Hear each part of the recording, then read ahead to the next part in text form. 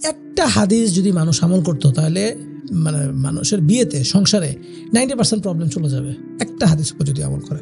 হাদিসটা কি? রাসূলুল্লাহ সাল্লাল্লাহু আলাইহি ওয়াসাল্লাম বলেছেন, কেউ যদি কোনো আর্গুমেন্ট ছেড়ে দেয় তাহলে আল্লাহ সুবহানাহু ওয়া তাআলা তাকে জান্নাতে ঘর দিবেন। সুবহানাল্লাহ। সে যদি সঠিক হয় তাহলে আল্লাহ সুবহানাহু ওয়া তাআলা জান্নাতের মাঝখানে ঘর দিবেন, আর সে যদি ভুল হয় তাহলে আল্লাহ সুবহানাহু ওয়া তাআলা তাকে জান্নাতের পাশে একটা ঘর দিবেন।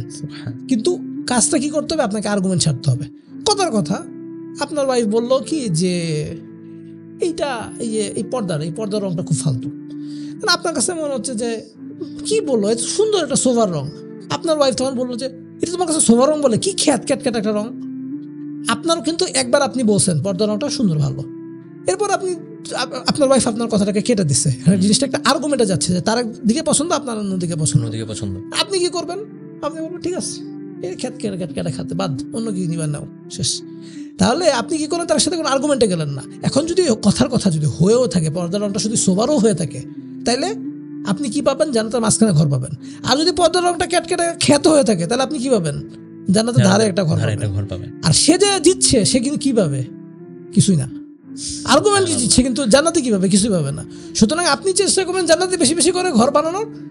যত আর্গুমেন্ট পৃথিবীতে মানুষ জিততে চাইবে আপনি জিতেন, আমার কোনো সমস্যা নাই, আপনি জিতেন, আপনি খুশি থাকেন, আপনার কথাই ঠিক, আমার এখানে কোনো কথা নাই।